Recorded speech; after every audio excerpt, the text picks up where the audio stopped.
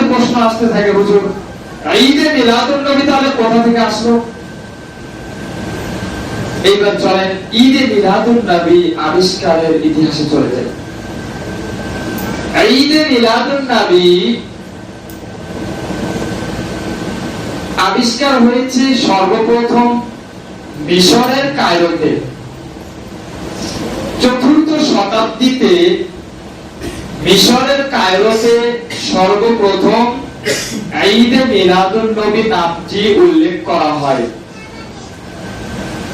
সেই কাজটি করেছিলেন সেই সময়ের ফাতিমি খলিফা। তিনি ঈদে মিলাদুন নবী সহকারে মোটেই ৬টি মিলাদের কথা ঘোষণা দিয়েছিলেন। ৬টি মিলাদের কথা ঘোষণা দিয়েছিলেন।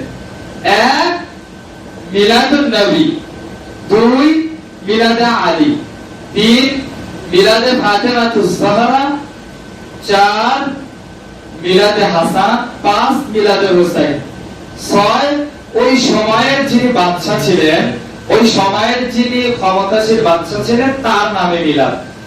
এই ৬টি মিলাদ ফাতিমি খলিফা ৪র্থ শতাব্দীতে মিশরের কায়রোতে ঘোষণা দিয়েছিলেন।